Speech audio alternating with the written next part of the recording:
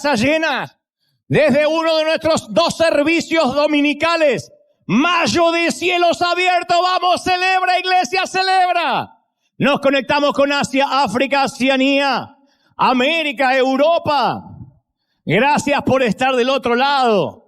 El Señor nos bendice. Hasta aquí nos ayudó el Señor y nos va a seguir ayudando. Bienvenido, gracias por estar. A los que se conectan ahora de otras partes del mundo, que están esperando, ¡oh, ya era hora! En Argentina, no sé, creo que a las 6:30, 5:30 de la tarde. En México, en Colombia, en Honduras, en Dominicana. Es maravilloso saber que tenemos un montón de hermanos en el resto del mundo que nos miran, que nos ven y se conectan. ¿Estamos listos para lo que Dios nos va a hablar? A los chismosos del otro lado, le cuento que hemos cantado, hemos adorado. La gloria de Dios ha descendido más fuerte, más palpable que nunca, y guardamos esa experiencia para los que venimos. No es egoísmo, de tanto en tanto aclaro esto, no es que no transmitimos todo el servicio porque somos malos o egoístas, sino porque hay algo que se tiene que vivir a través de una pantalla, no es lo mismo. Hay parte de la experiencia que hay que vivirlas de manera personal y después la palabra que va a ser transmitida en momentos. Pero todo lo demás, el vivirlo, estar aquí, la adoración, es ese misterio santo que queremos conservar para que hagas lo imposible para venir a visitarnos de cualquier parte del mundo. Como hoy, que nos visitan de otros continentes, de otros sitios, siempre tenemos visitas, las cuales son muy bienvenidas. Pero donde están viéndonos del otro lado, parte de la iglesia que siembra, que ofrenda, que envían sus diezmos desde cualquier parte del mundo, Dios los bendiga, son nuestros, son nuestra gente, son nuestra familia. Somos familia. Somos familia, ¿sí o no? ¿Estamos listos? Digan conmigo, estoy listo. Hoy quiero comenzar con una pequeña historia. Un hombre se presenta ante las puertas del cielo y un ángel le pregunta, ¿hiciste algún mérito para poder ingresar? Obviamente es una historia ficticia, no quiero que me digan que hereje al cielo no se entra por mérito, pero bueno, en esta historia el ángel le pregunta, ¿qué mérito hiciste para ingresar al cielo? Por supuesto que hice méritos, dice el caballero. Una vez iba en mi auto y vi una banda de motociclistas. Estaban tatuados, llenos de piercing, de argollas, y estaban molestando a una muchacha. Y yo estaba en la luz del semáforo, no lo pude evitar, me bajé del auto y le dije, o la dejan en paz o se la ven conmigo. Y los motociclistas me dicen, no te metas, sigue con tu vida, pero yo no pude evitarlo, así que me acerqué al líder de los motociclistas, le di una buena bofetada, con una patada, ¡paf!, le tiré la motocicleta, le arranqué la argolla de la nariz y le dije, déjalas en paz o te verás conmigo. Y el ángel estaba impresionado. Dice, ¿cuándo ocurrió eso? Dice, recién, hace como 2 minutos.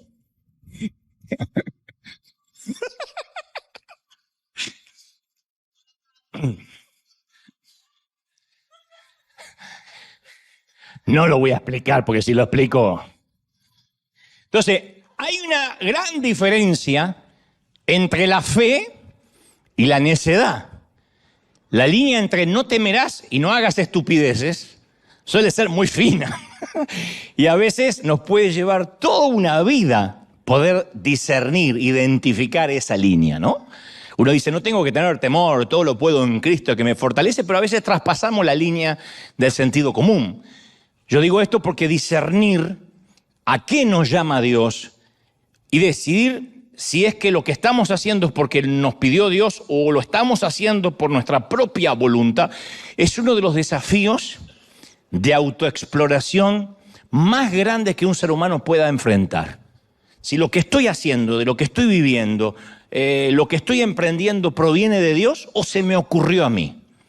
Yo digo siempre que el llamado es muy, no digo difícil, pero nunca es fácil de descubrir. Uno tiene que ser crudamente sincero acerca de sus propios talentos, sincerarse acerca de sus propias limitaciones, decir esto no es lo mío, a esto Dios no me llamó.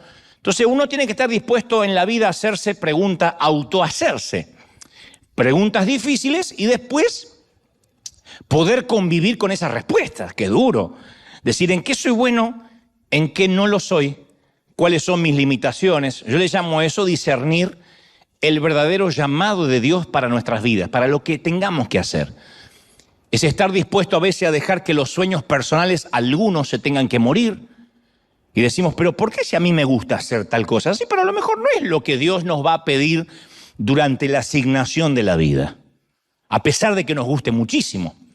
Pero en ocasiones los cristianos le llamamos, llamado de Dios, sentir de Dios, algo que simplemente a nosotros nos gustaría hacer.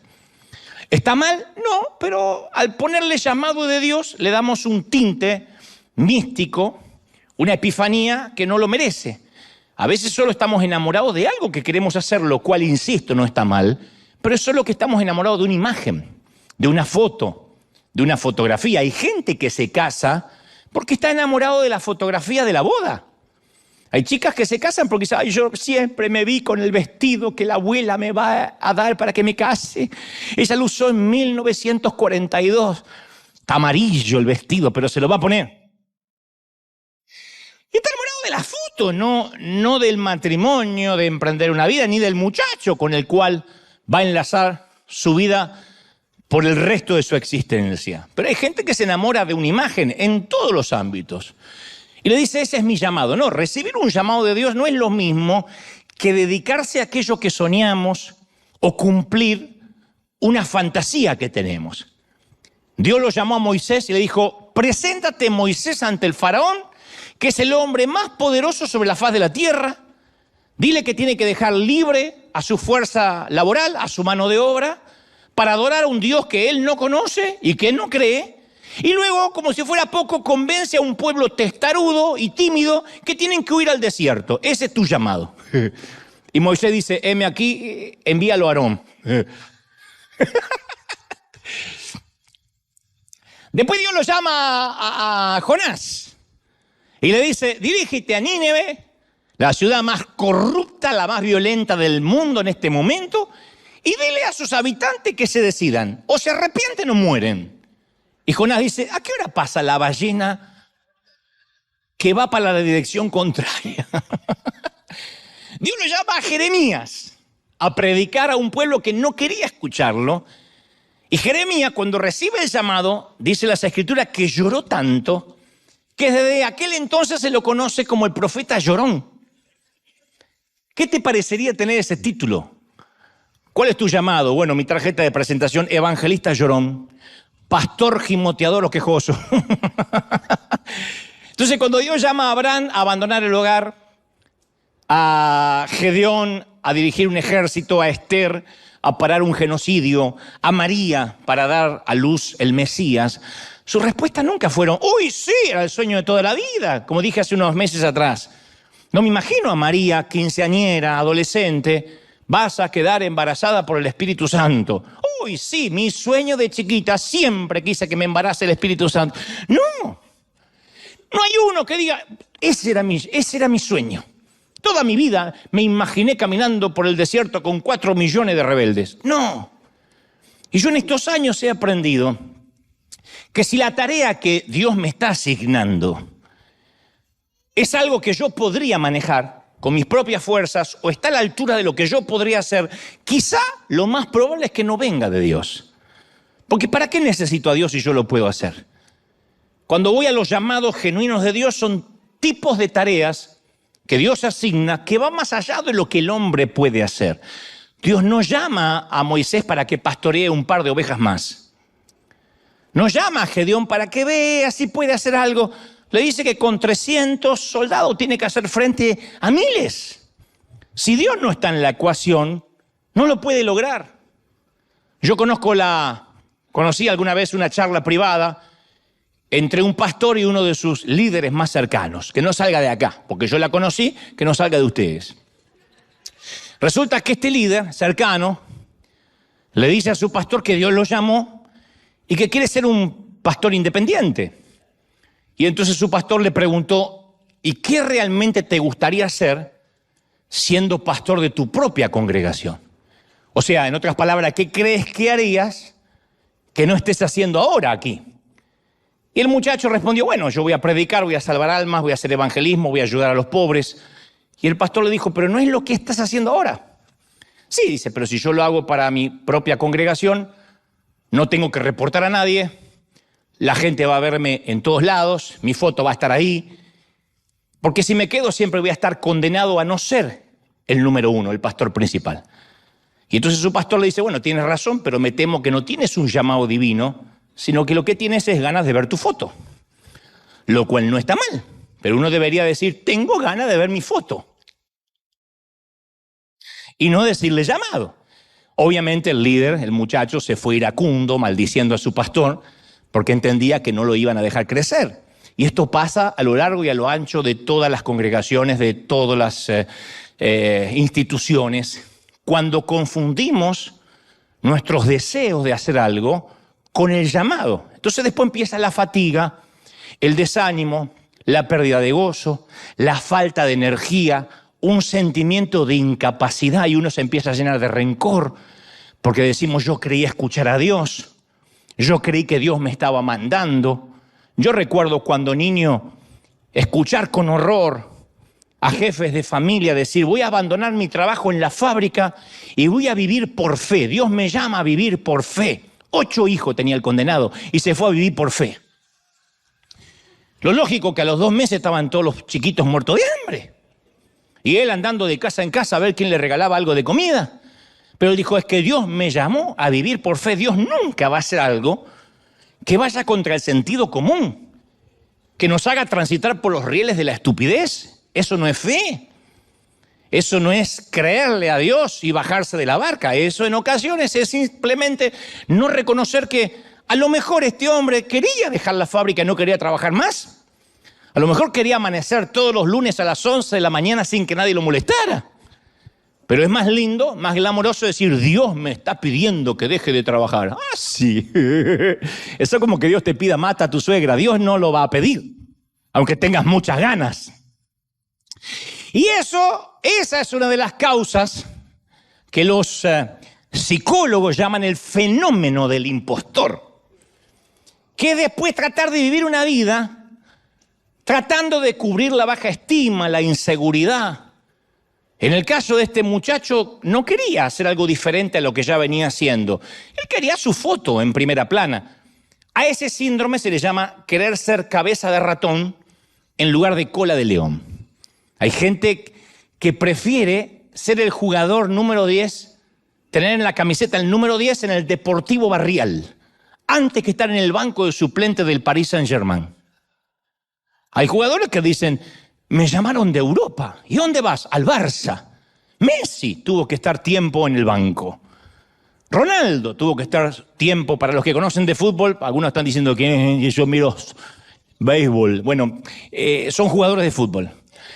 Ronaldo tuvo que estar meses sentado en una banca, pero estaba en un equipo europeo, en las grandes ligas, que es mejor que jugar en un partido, en un equipo pequeño de Portugal. Pero hay gente que dice, no, pero en Portugal, en Buenos Aires, en Caracas, en México, yo soy el número 10. El otro día hicimos un partido y ganamos 32-11. ¡Oh! ¿Viste esos partidos de solteros contra casados que ves 22 gordos corriendo que te da una lástima? El gordo hace así, mete la pelota y el arquero, como ya está cansado, dice, más sí, la próxima la atajo. Pero hay gente que dice, eso me gusta. Antes que jugar en las grandes ligas, Dios nos libre de ese estrechamiento neurótico de los vanidosos. Pero todos enfrentamos ese desafío, todos, Un conocido mío, cuyo padre es un reconocido ministro, decidió que tenía que tomar la posta de la sucesión ministerial, que tenía que ocupar los zapatos del padre, que tenía que ser el nuevo pastor porque su papá ya estaba anciano. Nadie lo presionó. Dudo que Dios lo haya llamado, pero como su padre le dejó el legado, le abrió las puertas que a otro le hubiese negado, no lo acuso de nepotismo. Digo que se le hizo más fácil que a otro. Él tomó eso como una confirmación de su llamado. Pasó más de una década tratando de ocupar el lugar de su padre, pero amargado porque se dio cuenta tarde de que heredar el apellido no significa heredar necesariamente el llamado. Si tu padre es arquitecto, no tienes que seguir la arquitectura necesariamente. Si tu padre es pastor, no significa que los hijos son pastores necesariamente y que nunca van a trabajar de otra cosa. Es fácil decir, mis hijos ocupan el púlpito porque me vieron de pequeño. Sí, pero a lo mejor no tiene el llamado. El hijo quiere ser cualquier otra cosa. Se me viene a la mente una mujer muy insegura que cree que si tiene éxito como cantante y como profeta, va a tener la atención y el cariño de la gente. Y se aferra a ese sueño, aunque hay una evidencia abrumadora que no nació para cantar. Es como la novia de Shrek, canta y explotan los pájaros. No. Dios no la dotó con esos dones. Pero ella se aferra a ese sueño. Y siempre que alguien trata de decirle que está cometiendo un error, le causa un dolor insoportable porque siente que la rechazan, que no creen en su llamado, que le quieren poner un pie encima. Entonces, cuando no diferenciamos nuestros deseos personales con el auténtico llamado de Dios, la realidad se nos convierte en una enemiga. Y empezamos a cerrar los ojos a las indicaciones de que a lo mejor estamos tratando de hacer algo para lo que no fuimos llamados. O lo que es aún peor, para lo que no fuimos dotados. Hay gente que no tiene el don de la administración. ¿Significa que va a ser un desastre administrativo su vida? No, significa que siempre va a tener que tener un buen administrador al lado. Hay gente que no tiene la verborragia para comunicar, para articular, y a lo mejor tiene el empuje, tiene las ganas, la visión, pero no sabe expresarlo. No tiene el don. Y seguir insistiendo en creer que uno lo tiene es sentenciarse a vivir lo que uno no es. Eso es un impostor. Entonces, si uno tiene el valor de reconocer las limitaciones y aceptarlas, decirle yo para esto no sirvo, para esto sí, experimentamos una enorme libertad. La sabiduría es eso, decir en qué yo no soy bueno y no lo voy a hacer nunca. Eso es parte de la sabiduría, saber qué es lo que no voy a hacer. Hay algunas de mis limitaciones que a mí no me molestan mucho. Porque a mí no me importa si no soy bueno para las tareas de handyman. Yo ya sé que soy un desastre para eso. No puedo clavar un clavo en la pared porque se me cae la pared y me quedo con el clavo. Para mí, el infierno se ve como Home Depot. Así es el infierno. Haces mal las cosas, Satanás dice, vamos, métete entre las herramientas donde será el fuego eterno. Para mí es eso. Hay otro que le fascina. A mí, yo soy pésimo para las matemáticas. Siempre tuve que tener buenos administradores alrededor porque los números me aburren. La lógica perfecta de las matemáticas, la física, la química, siempre me parecieron géneros demoníacos. Yo no voy con eso. Pero tengo otras limitaciones que sí me duelen. Me duelen porque son sueños que han tenido que morir. Y yo recuerdo mis fracasos más decepcionantes. Yo siempre pensé que quienes nacían con el enorme don de cantar bien y poder vivir de su don son gente muy privilegiada. Yo veo que viajan por el mundo los cantantes, cantan las mismas eternas y viejas canciones como Luis Miguel, vuelven y hacen sold out en todos lados y va a cantar la chica del bikini azul otra vez.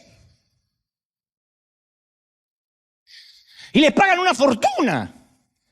Y a medida que envejecen, lo único que tienen que hacer es bajar el tono a las canciones un poquito, porque por providencia divina el público también va envejeciendo con ellos. Solo cambia el tamaño de las pantaletas que les arrojan.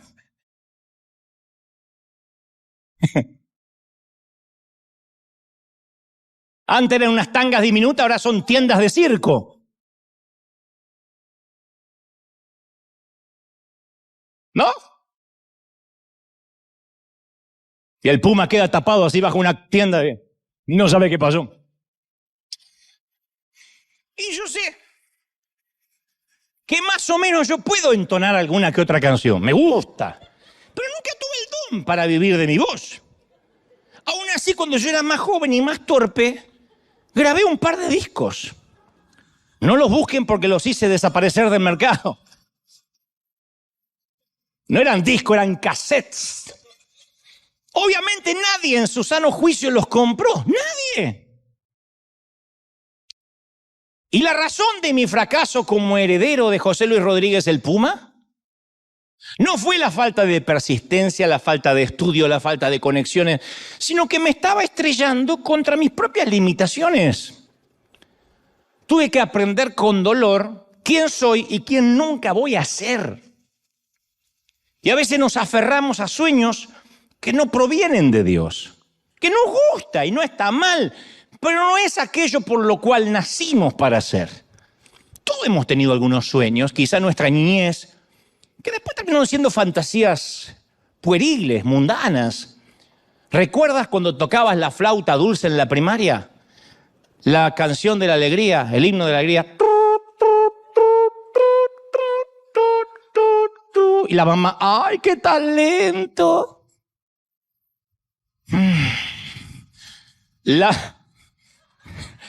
Lamento ser yo quien te dé la noticia, pero esa compañía disquera nunca te va a llamar en la perra vida, nunca te va a llamar. Queremos que toque el himno de la alegría y sacarla como un éxito en la disquera. No va a pasar. Entonces, en algún momento tenemos que dejar de ir a esas fantasías para poder abrazar el llamado que Dios nos ha dado. Entonces, yo he llegado a comprender que los sueños de Dios son mejores que cualquier sueño que nosotros podamos soñar para nosotros mismos. El destino que Dios tiene para nosotros es mucho más grande que cualquier cosa que imaginamos para nosotros. Yo imaginaba que lo más lindo que me podía pasar era ser cantante. Nunca me hubiese soñado que Dios me iba a prestar oídos de millones de gentes para yo transmitir su mensaje. Dios tenía hoy no cambiaría por nada del mundo lo que Él me ha dado por lo que yo quería hacer. Por eso es vital que uno se dé cuenta a tiempo que heredar una túnica de colores no significa que estamos listos, porque la estupidez también se viste de trajes caros. José, estoy hablando del José bíblico, se vistió de Prada. Su padre le regala un traje de diseño. Algunos ya conocen la historia. Que le regale a un hijo un traje de diseño quería decir que era el escogido, el hijo consentido, el hijo de la vejez. José nunca tuvo que preguntarse si su papá lo amaba, porque José era el hijo del cual su padre presumía. José, me imagino que podía quedarse acostado hasta tarde, jugar más tiempo, trabajar menos, salirse con la suya. Jacob, su padre, transpiraba favoritismo para con José. Y José recibió un traje de marca, dice la palabra, que le dio una túnica de colores. Los hermanos se vestían, iban los martes arroz al descuento de jubilado, lo que podían encontrar. Porque uno no puede vestir a 12 muchachos en pleno crecimiento con un salario de nómada sin salirse del presupuesto. Pero si se trataba de José, Jacob se gastaba un dineral. Papá, quiero Prada, le compró Prada. En esos días la vestimenta era una expresión del estatus. Y José tiene un traje que lo hace especial y cree también que es un llamado, que es un hombre especial. Pero todavía no sabe José que a un llamado no lo determina la ropa, el favoritismo, el favor, la gracia, sino el carácter. Porque uno se emociona a veces fácil con los regalos de Dios. Y no tiene idea la fortaleza que se necesita para llevar a cabo ese regalo de Dios, para mantenerlo, sostenerlo. Sin el carácter de Dios no se llega lejos. Sin el carácter de Dios no podemos sostener ni disfrutar la bendición. Por eso hay gente que no puede prosperar financieramente, que Dios, lamento si hay alguien que se sienta correspondido, pero que Dios el resto de la vida lo va a tener con lo justo. Porque su carácter no está capacitado ni moldeado para administrar una fortuna o más dinero. Hay gente que apenas tiene más dinero, ya está, desaparece de la iglesia, cambian sus prioridades. Y Dios sabe eso. Entonces sabe que no tiene el carácter para sostener una bendición. Pero a veces usar la túnica del favoritismo puede ser un problema. Cuando nos sentimos el niño consentido, vamos a necesitar que a veces la vida, que Dios nos dé un par de buenos golpes para entender que no toda la vida podemos andar luciendo un vestido de color. Estoy hablando en términos metafóricos, por supuesto, desde luego, ¿no? Podemos crecer, pensando que somos el manojo de cosecha más grande en medio de las pequeñas y sumisas, que somos el tapón del océano, la última Coca-Cola del desierto. Entonces cuando llega alguien más inteligente, más ungido, más atractivo, nos mueve el piso porque estamos inseguros. A veces queremos ser los únicos que se visten en Prada o de Prada. Y debajo de ese traje de diseño, a veces escondemos el temor de perder nuestra posición favorable, porque José no solo vistió una túnica, sino que también tuvo grandes sueños acerca de su destino. Y los sueños en la época de José simbolizaban algo profético. Estos sueños eran impactantes porque hablaban del futuro de José. Y uno podríamos pensar, bueno, José recibe esos sueños y tiene sentido común, se calla la boca, no lo cuenta. Pero no, el muchacho no tiene sentido común. Reúne a sus hermanos que ya lo envidiaban, porque estos se vestían en Ross y este andaba con su traje de Prada. Estos no tienen la túnica especial de él, ya lo odian y el tipo les cuenta el sueño. Che, escuchen mi sueño, muchachos. Soñé que en un campo estaban todos los manojos de cosecha de cada uno y de repente se levanta mi manojo de cosecha, mi gavilla se levanta más que la de ustedes. Y ustedes se reúnen alrededor de mi manojo y se inclinan. Esto quiere decir que un día voy a gobernar sobre todos ustedes. Yo voy a ordenar y ustedes se van a someter. Y ustedes se me van a inclinar expresando obediencia a mi autoridad. ¿No es genial? ¿No se alegran por mí? ¿Por qué no jugamos un poco al manojo póstrate para practicar? A ver, practiquen, inclínense ante mí. ¿Qué? Peor que un argentino recién llegado del Mundial. No lo soportaba nadie. Y el autor deja muy claro la respuesta de sus hermanos. Y lo odiaron aún más por los sueños que él les contaba. Esto es un serio caso de envidia manojera. Por contar sueños, o gavillera, por contar sueños que no tiene que contar. Ahora, José va a lograr grandes cosas, va a ser famoso, va a hacer que su padre se enorgullezca y empieza a hacer autopromoción de lo grande que será su vida. Y ahí empezamos a descubrir que la estupidez también se viste de Prada o de Gucci, menos de Hugo Boss, pero además se viste de todas las marcas. El padre de José le había dado un regalo y nuestro padre también nos da regalo a través de nuestro crecimiento.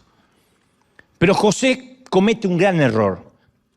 Encuentra su identidad en el regalo que lo identificaba como el hijo favorito, en lugar de la relación con su padre que debió haber tenido, que lo hacía ser el hijo favorito. A veces el regalo es lo que nos empieza a dar identidad. Y como resultado uno termina perdiendo ese regalo. A veces uno puede cometer el error de quedar atrapado en el regalo que Dios nos ha dado. Entonces, si estoy sirviendo a Dios, me siento que Dios me ama. Por alguna razón me toca estar sentado y recibiendo, siento que ya la gracia y el favor se me fue. No, a menos que tome identidad de lo que hago y no de lo que soy.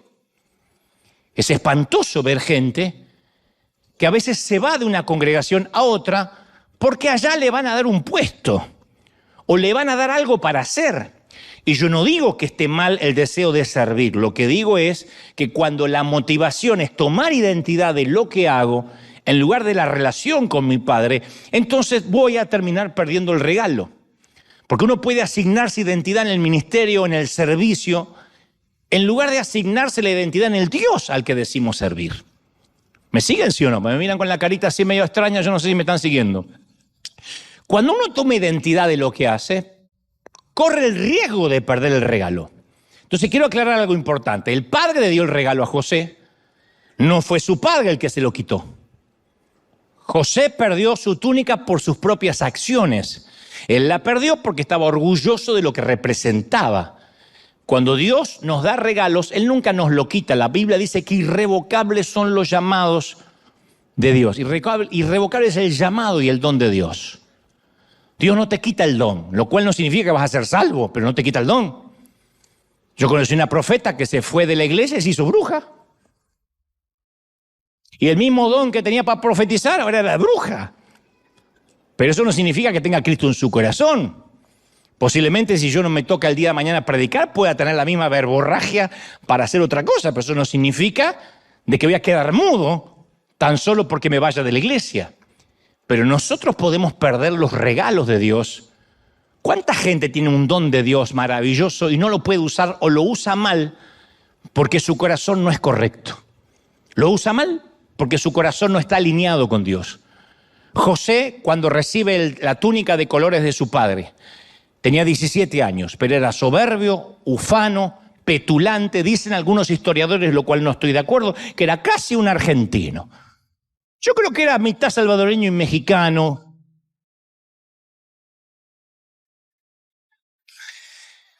La Biblia dice que, ¿cómo sé esto? Porque la Biblia dice que José apacentaba el rebaño con sus hermanos y traía un mal reporte de los hermanos. Yo no digo que los hermanos necesariamente eran unas carmelitas descalzas, por ahí eran malos tipos. Pero esto de que él traía un reporte malo de sus hermanos revela que José pensó de sí mismo como alguien calificado para hacer este tipo de juicio acerca del resto. Cada vez que uno hace un juicio del comportamiento de los demás, eso revela una actitud orgullosa de nuestra parte. Dios dice, tienes que cambiar. Sí, pero aquel, fíjate, está peor que yo. Ahora, ¿por qué Dios le daría un sueño tan grande a un muchacho de 17 años? ¿Qué es la edad que se presume tenía José? ¿Por qué no esperar a que él fuera mayor, un poco más sabio, un poco más humilde? La respuesta es sencilla. Desde la túnica al trono siempre hay peldaños, escalones.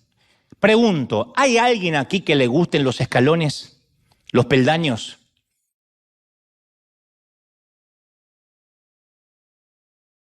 Yo cuando era más joven, yo estaba muy impaciente cuando me encontraba con una escalera y como tengo las piernas largas, siempre subía de 2 a 3 peldaños a la vez, así, de a 3. Yo siempre encontraba la manera de esquivar personas mayores porque siempre era demasiado impaciente a esperar que estos subieran peldaño a la vez. Ahora, valoro cada escalón. Principalmente si voy de subida. He aprendido que cada peldaño es importante, lo disfruto, lo celebro. La única razón por la que hay escalones o peldaños es siempre para llevarnos a un nivel más alto. La Biblia dice en el Salmo 37, 23, los pasos de los justos son ordenados por el Señor. Cada paso es ordenado por el Señor. La palabra pasos implica proceso. Cada paso es un proceso. Eso significa que mi destino, lo que Dios tiene para mí, necesita un tiempo, un proceso. Uno puede estar de pie en la parte más baja de un edificio, mirar para arriba todo el tiempo que quiera, pero todo el deseo, toda la promoción del mundo, la oración del mundo no lo va a llevar al segundo piso hasta que no empiece a subir. En el llamado de Dios no hay atajos, no hay elevadores. En el llamado de Dios nadie puede tomarse un elevador. ¡Uy, estaba acá y subí al 22! No pasa. Quien pretenda subir por un elevador está enamorado de la foto, de ver su imagen allá arriba. Y no puedes enamorarte de la foto sin pasar por el proceso. Dios sabe que una bendición demasiado pronto y sin proceso nunca es bendición. Una bendición que llega demasiado pronto nunca es bendición. Vayan a buscar la historia de los ganadores de la lotería. Especialmente si esos ganadores de la lotería no tenían donde caerse muertos antes de sacarse el gran billete.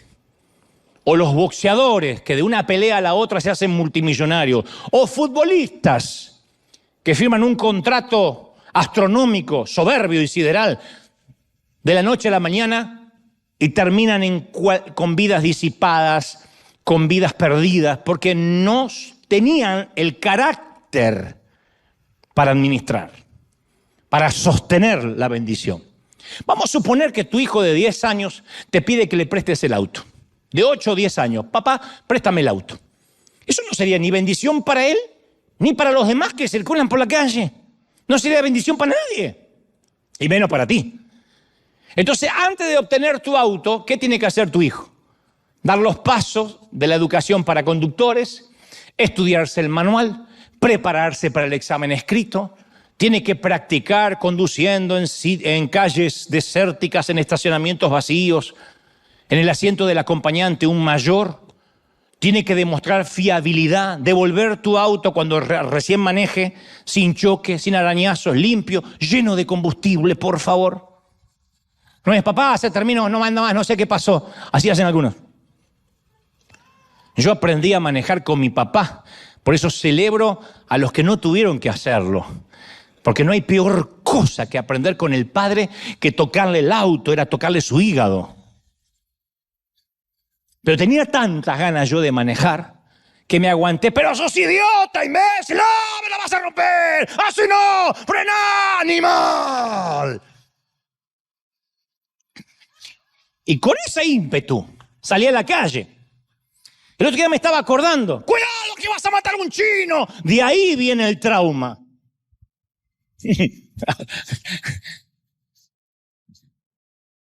Porque casi me meto en una tintorería. Pero bueno, en un cleaner. Pero y eso.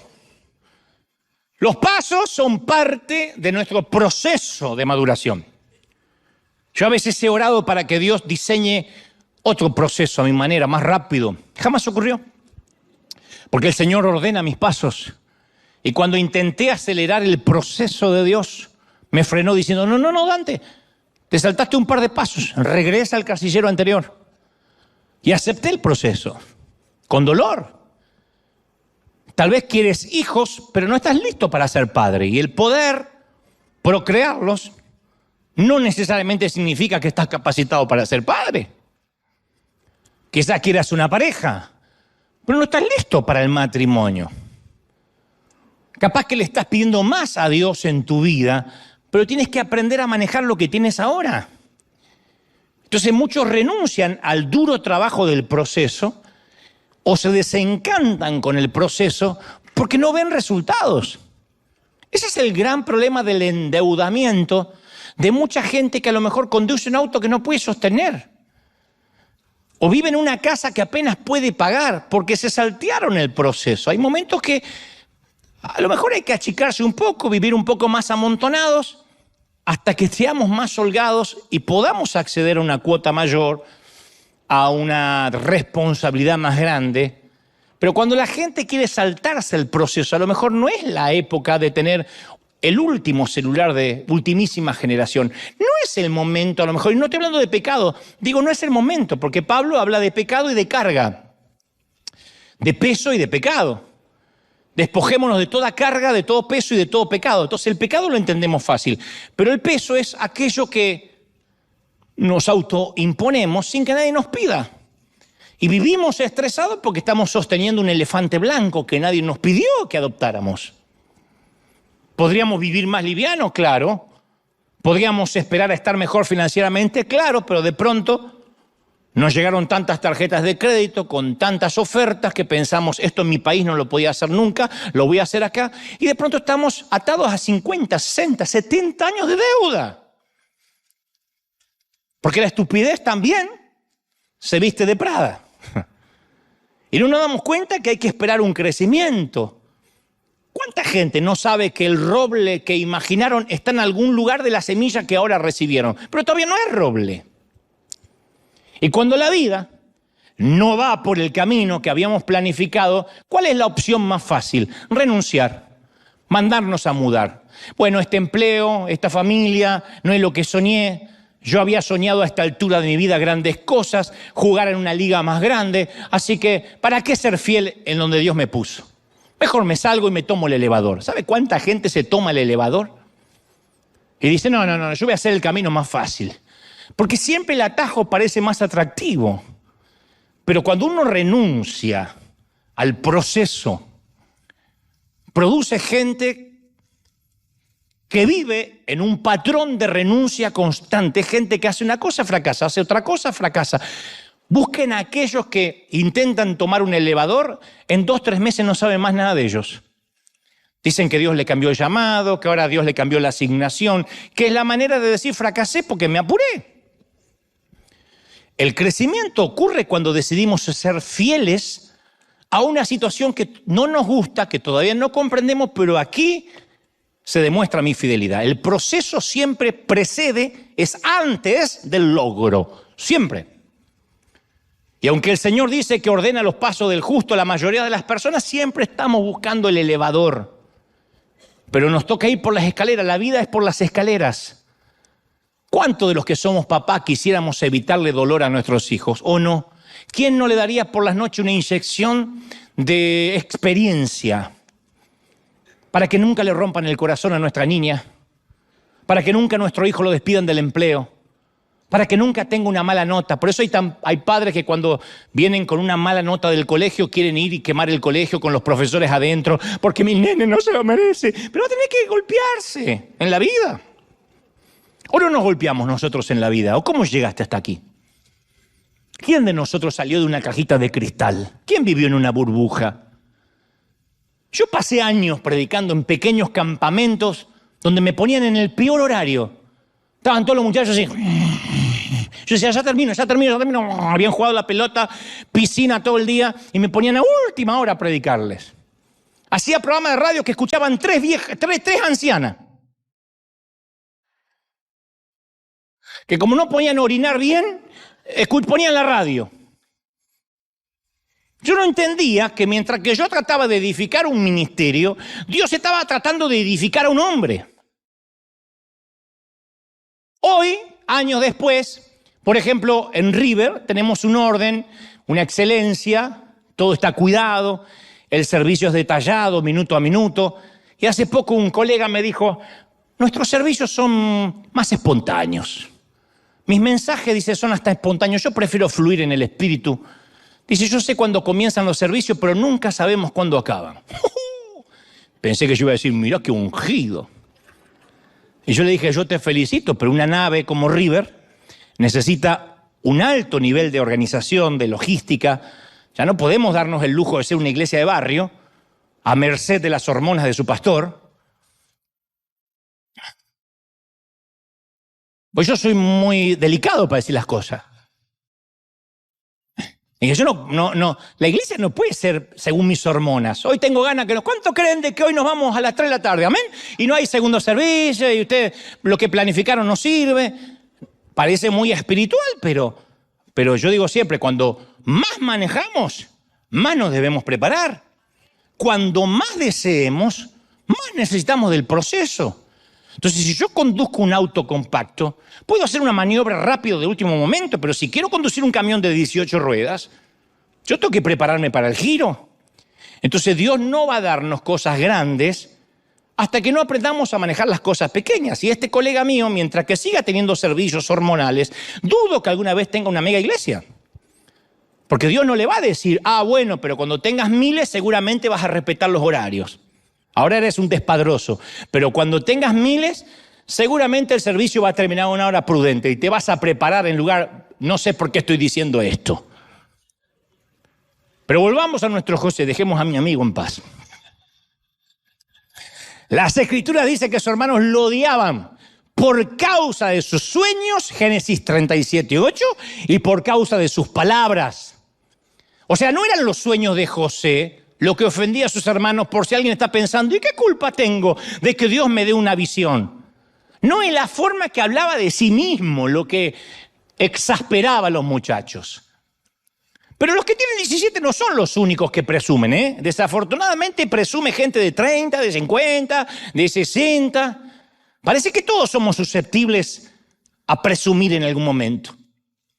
Hace muchos años, Sam Hinn, un querido predicador que coincidí con él en Argentina, me dijo, hijo, tengo una palabra, la tengo anotada, la encontré en la parte lateral de una vieja Biblia que tengo en casa.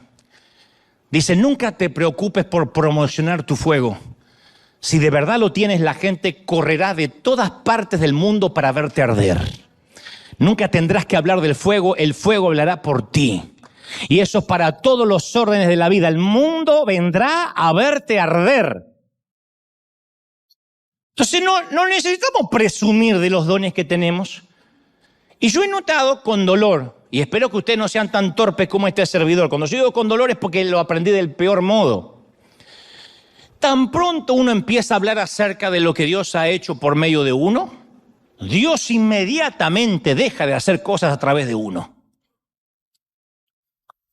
Dios no comparte su gloria con nadie. Cuando empezamos a tomar la gloria destinada a Dios y la empezamos a disfrutar, la unción del Espíritu Santo nos deja. Es inmediato, como apagar el interruptor de una luz. Entonces, ¿qué tiene que hacer uno en la vida? Tomar control de la lengua. Decir, no tengo que hablar, que hable mi vida, no que hable yo. Porque si tenemos problemas con el alardeo, con la presunción, tampoco es un problema solo de la boca, de la lengua. Porque a veces parece que está centrado en la boca, decimos fulanita, menganito es bocón.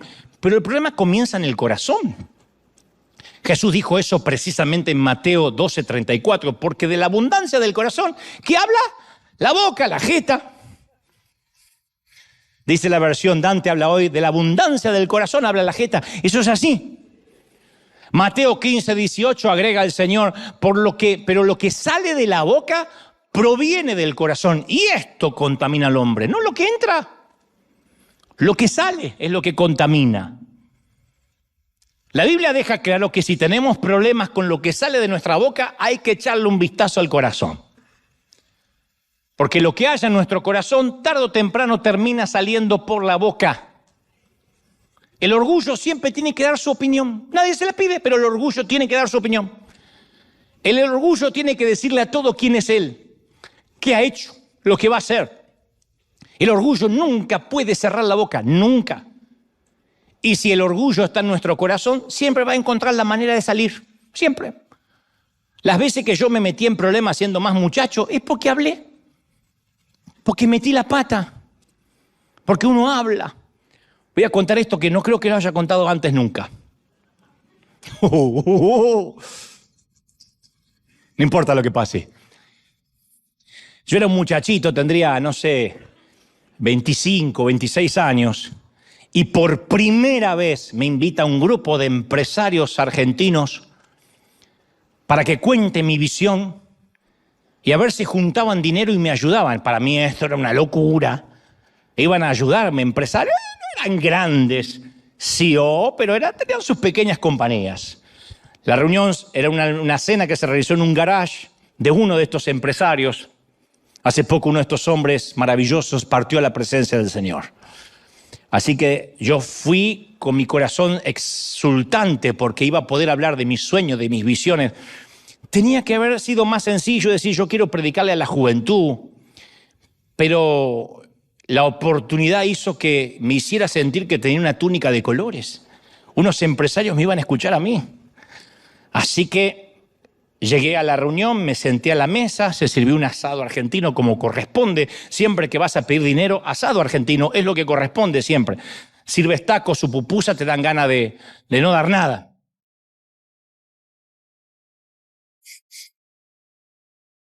El día que ustedes prediquen, pongan el ejemplo que quieran. Y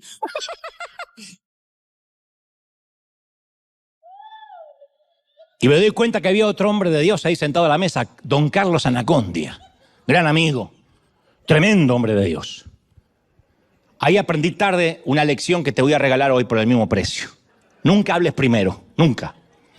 Los empresarios dicen, tenemos a dos hombres de Dios aquí, dos evangelistas, Carlos Anacondia, el querido, renombrado Carlos, y este muchacho Dante que está empezando, a que también queremos apoyar. ¿Quién va a hablar primero? Hoy, si volviera el tiempo atrás, digo, Carlos. Pero cuando uno es petulante, torpe, imbécil, canalla, uno trata de hablar rápido. Entonces dije, bueno, si yo puedo contarle lo que quiero hacer, adelante. Bueno, quiero hacer una reunión en el Obelisco, en la Plaza de la República de Buenos Aires.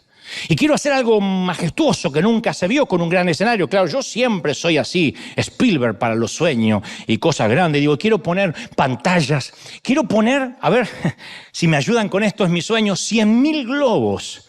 Para que en un momento cuando empiece el superclásico, la juventud, se suelten 100.000 globos en la ciudad y todo el mundo vea los globos. Y no solo eso, quiero pedir el presupuesto de alguien que vuela un globo aerostático, que dice Jesucristo es la vida y puede recorrer todas las calles y volar y pulular entre los edificios. Empiezo a hablar de todo lo que quiero hacer y los empresarios anotaban. Bueno, ahora vamos a dejarle hablar a Carlos Anacondia. Y Carlos dice, yo no quiero globos.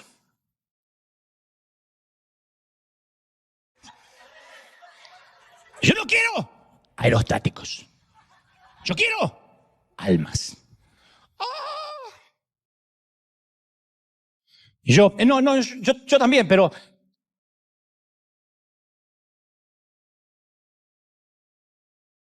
yo quiero predicar el evangelio. Yo no necesito más que una plataforma y el poder de Dios.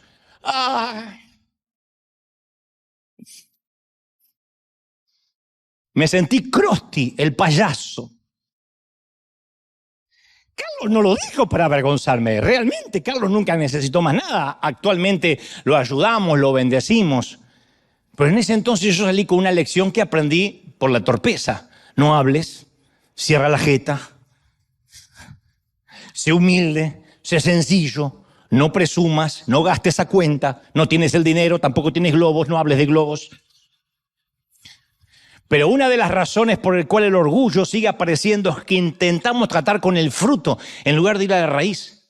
Entonces, cuando uno ve el orgullo en su vida, trata de sacar las tijeras de podar y decirme, tengo que cuidar un poco con lo que digo. Pero si uno no trata con la raíz del orgullo, va a continuar apareciendo y va a retrasar nuestro destino.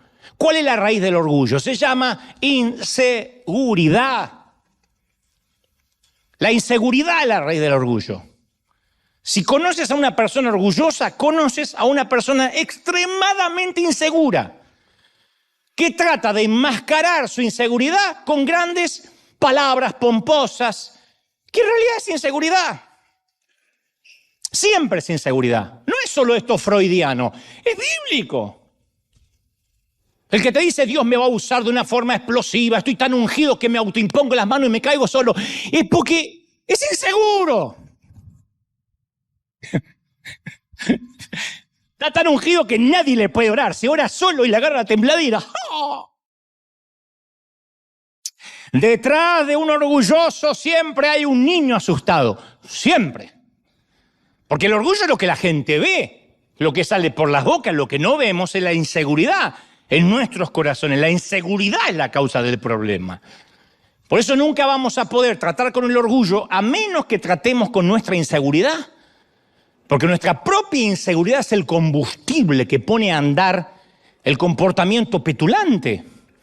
La inseguridad nos hace sentir que tenemos que hacerle saber a todos quiénes somos, lo que hemos logrado. Pero hay un defecto en esa lógica. Porque nuestros logros no es lo que nos hace valiosos. Nuestros sueños no nos definen. Nuestra identidad es que somos hijos del Rey, de Reyes. Eso es quienes somos. Eso somos. ¿Sí o no? Ahí uno cimenta la identidad. Y cuando lo estamos cimentados en la identidad de Cristo, ya el orgullo no tiene poder. No sé si notaste que el presidente, por ejemplo, de los Estados Unidos, no tiene que decirle a la gente que él es el presidente en ningún discurso. Puedes imaginarte al presidente entrando al salón diciendo, oigan, yo soy el presidente, el comandante en jefe en las Fuerzas Armadas, el líder del mundo libre. Él sabe que él es el presidente. No necesita decírselo a nadie. Jesús tampoco tuvo que decirle a nadie quién era él. Porque sabía exactamente quién era, por eso podía lavar pies. Decía, yo sé de dónde vengo y sé a dónde voy. Cuando Satanás tentó a Jesús, lo primero que intentó es crear inseguridad acerca de su identidad, si eres el Hijo de Dios. Y trata de tentar a Jesús para que demostrara algo. Y Jesús pudo haber dicho, sí, ¿cómo no? No te lo voy a permitir, yo soy el Hijo de Dios. Dame un minuto, te hago un par de milagritos y vas a ver quién soy. En lugar de esto, Jesús dio un hermoso ejemplo de seguridad. Él se aferró a las palabras de su Padre, dijo, escrito está.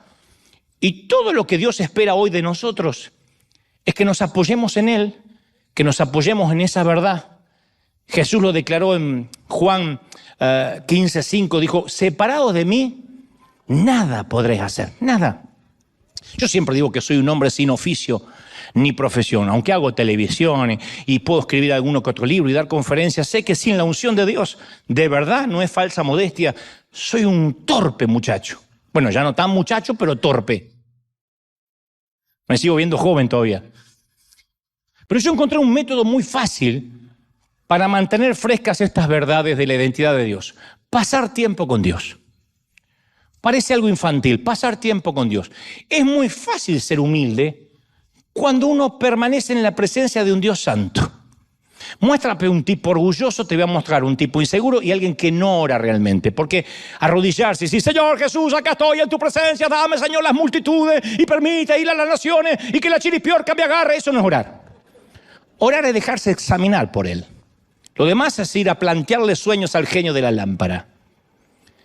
Si uno entra al lugar de oración, es muy difícil, si se deja examinar, salir de esa reunión sintiendo orgullo. Mi manera para vencer el orgullo de ese muchacho que te hablé, a este hombre que creo que hoy soy, no es que ahora soy más santo, es que aprendí a estar más tiempo con Dios. Moisés quería hablar cara a cara con Dios, pero no estaba buscando cumplir su sueño. Él buscaba una relación con Dios, amaba ver su rostro. Moisés comprendió que era más importante el rostro de Dios que el sueño de Dios para su vida. Ya tenía un sueño Moisés. Era el liberador de Egipto. Sin embargo decía, muéstrame tu rostro. Por eso si uno no está seguro de su llamado, yo te animo a que busques no el sueño, sino al dador del sueño. Que digas, yo quiero encontrarme con Dios. Cuando uno realmente tiene un encuentro con Dios, se le acaban las boberías, se le acaban las tonterías, porque no me mencionan, porque no me dijeron, pero que yo no figuré, pero debieron haberme dado las gracias al menos, no noté que me aplaudieron. Todo eso desaparece cuando uno está allí chiquitito ante la presencia de Dios. Todos sabemos que hay que usar las escaleras subiendo un peldaño a la vez, pero caramba, que insistimos con el elevador. Yo me acuerdo que una vez estábamos cenando con unos amigos en el patio de su casa, pleno verano, tenían una luz azul y escuchamos permanentemente un zumbido en la oscuridad. Yo pregunté qué era ese ruido, me dice, es el sonido de los mosquitos golpeando el aparato eliminador de insectos. La luz los atrae, los tipos vuelan hacia la luz y se electrocutan. Hacían zzz, zzz, zzz, quedaban los tipos. Toda la noche el sonido, cientos de ellos hacia la luz. Uno pensará, en algún momento los insectos se van a dar cuenta. Creo que van a observar la luz azul, van a ver un tapizado de cadáveres de sus impulsivos parientes y van a decir, acá algo raro pasa. Pensarás que algún mosquito reflexivo va a decir, hey muchachos, paren un minuto. Yo puedo ver que los amigos nuestros van hacia la luz y no vuelven. Mi señora fue allá hace como media hora, no volvió. Fue mi suegra, dije, está bien. Pero después fue, ¿no será que ese no es el camino? Jamás un mosquito hace eso. Aparentemente se dicen a sí mismos, yo sé lo que estoy haciendo. Yo tengo el llamado a acercarme a la luz azul. Yo sé que todos antes de mí fracasaron, pero yo voy a demostrar que voy a tener éxito. Voy a ser el primero que viole todos los principios del sentido común, la lógica, la falta de proceso. Voy a saltarme los escalones y a mí me va a ir bien, a mí me va a ir bien.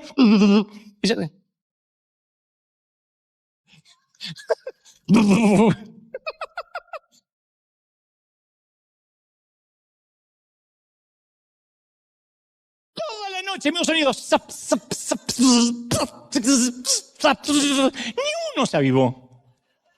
Y a veces me pregunto si no somos como los insectos. Sabemos que otros se electrocutaron y nosotros, no, a mí me va bien. Es lo mismo. Miren, el proceso de Dios en José varía de buenas a malas noticias, de malas noticias a buenas, de buenas a buenas. ¿Cómo es la vida? Nadie es 365 días feliz. Nadie es 7 días de la semana feliz. Si alguien dice, yo soy feliz siempre, eso es esquizofrenia. Siempre soy feliz. Eso es esquizofrenia, eso no es real.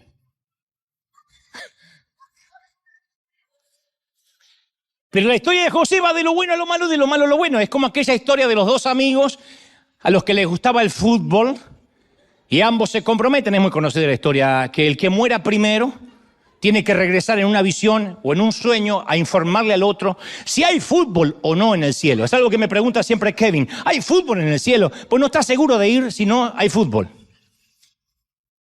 Se muere uno de los muchachos y aparece en una visión al otro y le dice, la buena noticia, sí se practica fútbol. La mala es que el próximo domingo juegas de arquero.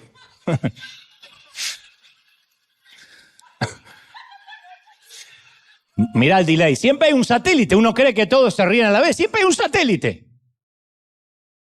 Y el proceso de José se parece a esas historias que por momentos no sabes si alegrarte, si ponerte a llorar. Hay una historia de una novia que le dice a su prometido, tengo que confesarte algo, pero no estoy segura si es bueno o malo. Y el joven dice, mira, si la confesión tiene algo de bueno, ¿qué tan malo puede ser? Bueno, quiero decirte que tú besas mejor que todos tus amigos.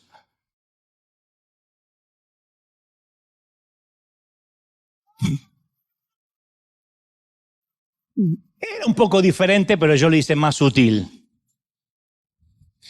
Y la vida de José es una historia de buenas y de malas noticias. Es el consentido de papi, eso es muy bueno.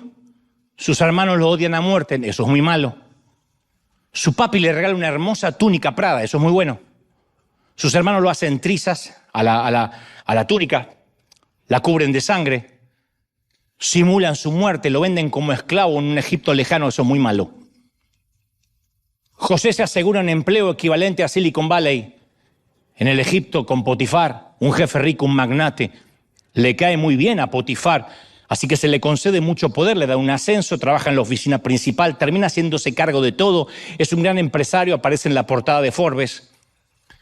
Además de todo eso, José es un hombre asombrosamente bien parecido a Tom Cruise, pero más alto, más guapo y argentino. Tiene todo. Todo esto es muy bueno. La esposa de Potifar está de acuerdo que es muy guapo, trata de seducirlo, eso es muy malo. José se resiste, eso es muy bueno.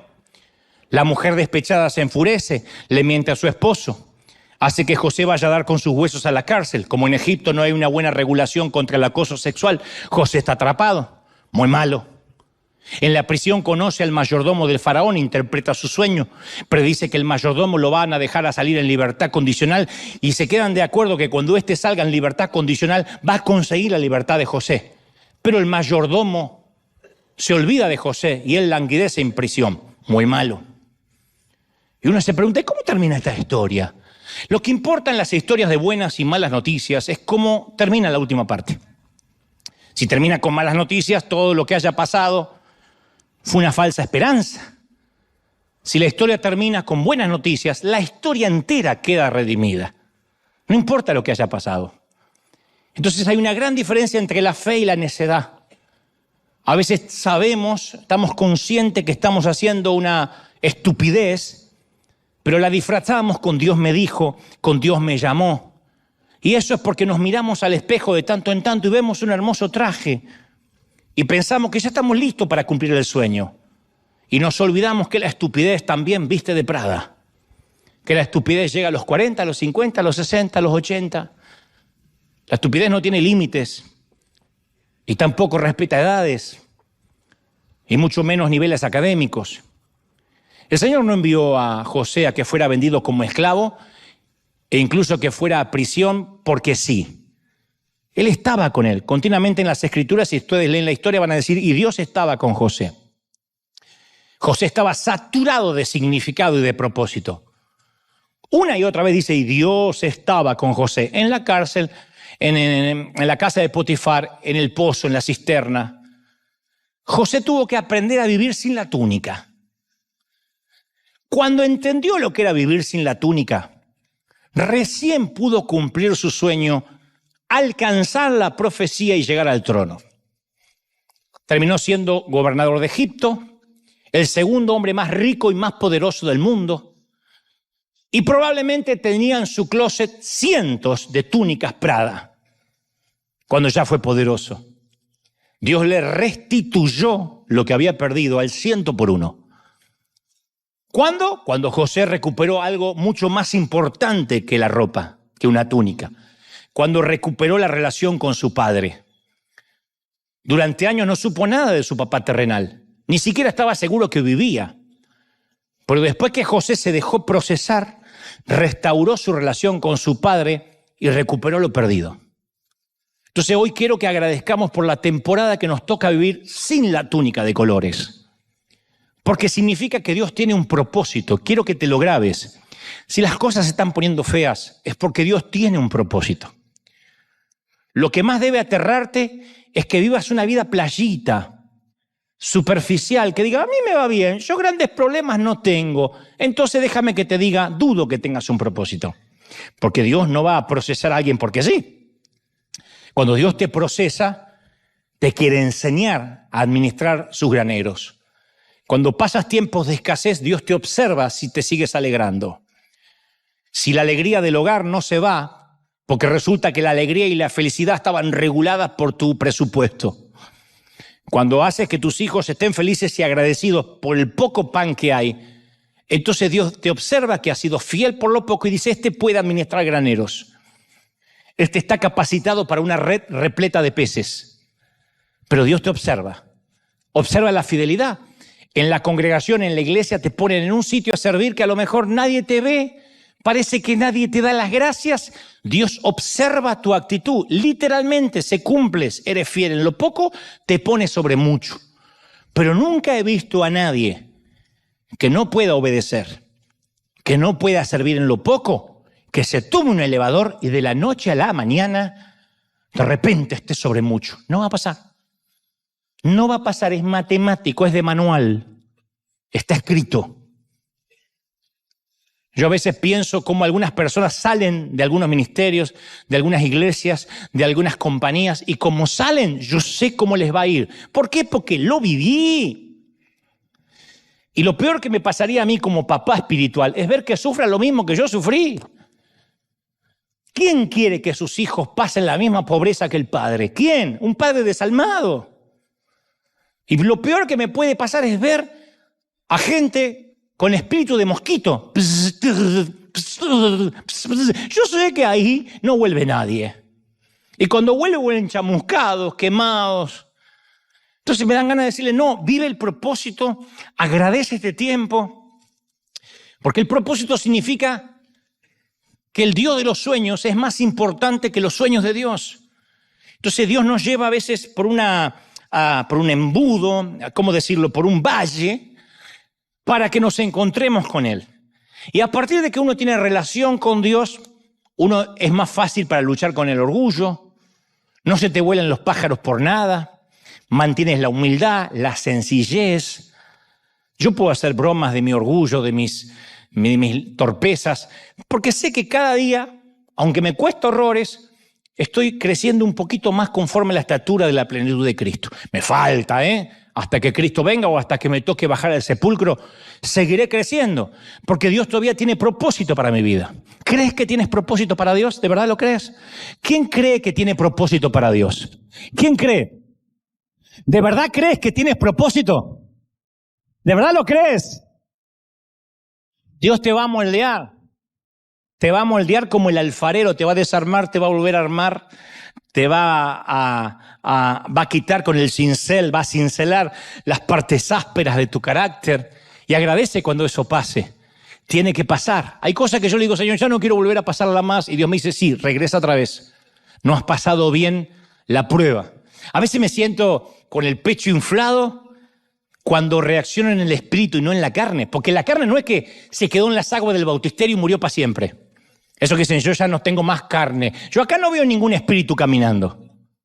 Todos tienen carne. Algunos más carne que otros, pero carne al fin. De manera que uno tiene que luchar todo el tiempo. Todo el tiempo. Y a veces, ante una misma situación que ya vivía antes, ahora reacciono en el espíritu. Y antes reaccionaba en la carne. Como dije una vez, cuando reaccionas en la carne, hay una satisfacción. Se lo dije. Le dije de todo. ¡Ay! La carne hace qué lindo, pero el Espíritu en minutos se te empieza a afligir. El Espíritu Santo se contrista. Porque te escuchas lo que dijiste y no lo puedes creer. Es que me sacó de las casillas, es que sacó lo peor de mí, mi peor versión. Pero el diablo celebra y el Espíritu se contrista. Porque no tenías que reaccionar así. Porque no tenías que responder así. Porque el poder no puede estar sobre el otro. ¿Qué importa que el otro te insulte? Si reaccionas, eso es lo que hay en tu vida. Entonces tu corazón es una cloaca que cuando alguien la aprieta sale todo lo peor y lo más feo. Y yo he pasado por esas etapas donde reaccioné mal. Hasta el día de hoy daría lo que sea por volver el tiempo atrás y callarme la boca. Pero después me vuelve a pasar la misma situación porque Dios dice, esta es una materia que tienes que rendir, si no, no puedes conducir un camión de 18 ruedas. Y entonces ahora tengo ganas otra vez de que la carne se satisfaga y respondo en el Espíritu, con autoridad, con sentido común, pero no dejo que la carne tome lugar. ¿Y sabes lo que pasa? La carne se frustra. Ay, me siento un estúpido, tenía que haberle dicho, ¿por qué no le dije? Pero le tenía que Pero el Espíritu Santo se vivifica y dice, bien hecho, siervo fiel, estás pasando el proceso. ¿Cuántos quieren este proceso de Dios? ¿Lo quieres? Vamos a ponernos de pie. Vamos a orar, vamos a levantar nuestras manos al cielo y vamos a orar. Vamos a orar por los que están recibiendo al Señor por primera vez. Si nunca escuchaste un mensaje así, di conmigo, Señor Jesús, entra en mi corazón, perdona mis pecados. Anota mi nombre en el libro de la vida. Gracias, Señor. Gracias por perdonarme. Y ahora todos levanten sus manos al cielo. Yo quiero orar por ti, aquí en casa. Los que están viendo desde otras partes del mundo, del planeta, de todo el globo. Dios te bendiga, Dios te guarde, Dios te llene. Padre, he transmitido lo que creo me has dicho que diga a este tu pueblo. Pero ahora, Señor Jesús, me uno a estas voces, me uno a niños, jóvenes, ancianos y adultos para bendecir el proceso. Vamos, levanta las manos y bendice el proceso. Dile, Señor, gracias por este tiempo sin túnica. Gracias por este tiempo de dolor, de escasez, de enfermedad, de panteones, de hospitales, de cuidados intensivos. Porque sé, hoy me voy con la confirmación de que hay un propósito, de que hay un llamado de Dios. Y ese llamado, dice el Señor, es irrevocable. ¿Sabes? Yo he sentido mientras predicaba recién que el Señor me dice que te diga, yo no te dejo hasta que no termine mi obra en ti. Yo no estoy dado por vencido contigo. Y lo digo porque yo siento que hay gente que ha dicho, Dios se cansó de mí, lo harté, crucé todas las líneas de misericordia. Pero el Señor me dice, yo no me doy por vencido contigo. Yo sigo procesándote porque te he puesto con propósito. Y como a José, yo te voy a poner en sitios donde yo he soñado para ti, donde he determinado que te llevaré, donde mi gloria abrirá caminos, donde los cielos se abrirán delante tuyo, donde toques, pises, camines. Ahí estará mi bendición. Pero aquí viene el tiempo del proceso, y el proceso está en ti, porque yo trabajo con tu carácter, trabajo con tu temperamento, dice el Espíritu. Padre, gracias por esta tarde, por esta mañana. Tarde o noche, en cualquier parte del mundo, levantamos las manos al cielo y adoramos. Adora conmigo, iglesia amada. Dios ha hablado hoy con su pueblo. Dios ha hablado no solo con River, sino con los que pertenecen a este río de todas y cualquier parte del mundo. Amados consiervos, pastores, amados líderes, como los ama el Señor ahí en cualquier parte del mundo. Bendigo a aquellos que están luchando con una congregación pequeña. Han soportado divisiones. El Señor me ha dado desde hace semanas una palabra para ustedes. No se entreguen, no se rindan, no bajen los brazos. A veces un saneamiento, una limpieza, una liberación de las arterias de la gracia trae un nuevo mover. No retengas a los que yo he quitado, dice el Señor. No te preocupes por los que yo me llevo, porque dice el Señor, yo estoy preparando el terreno para lo que va a venir sobre tu congregación. Estoy orando por esos ministros que están luchando con enfermedades secretas. Están penando para poder pagar sus gastos privados. Y hay alguien especial que dice, no puedo ni decirle a la congregación, no sé qué van a pensar. Yo voy a sustentarte, dice el Señor. Pero estoy preparándote porque muchos de mis hijos, muchos de mis siervos los he perdido. Han perdido la sensibilidad conmigo, dice el Señor, a causa de que les di prosperidad. A causa de que sus cuentas bancarias se llenaron. Perdieron la sensibilidad, perdieron la dirección, dejaron de buscarme. Pero yo estoy contigo, empeñado en darte propósito. Y tendrás lo que tendrás para administrar, porque yo no te dejo, dice el Señor, y te quiero en mi presencia todos los días. Vamos, levanta las manos, adora, adora, adora. Padre, he hablado lo que me has dicho a este tu pueblo, a este tu ejército, a estos obreros de primera línea. Gracias. Gracias por esta mañana. Mayo, mes de bendición. Vamos, levanta las manos y declara que mayo se abren los cielos para ti, se abren los cielos para tu familia. Te bendice el Señor, te bendice en todas las cosas. Mayo de gloria, mayo de bendición, mayo de cielos abiertos. Padre, lo creo, lo declaro, lo confieso. Te damos gracias. Seamos bendecidos en el cuerpo, en el alma y en el espíritu. Amén y amén. Gloria al Señor. ¡Aleluya! Que Dios te bendiga, José.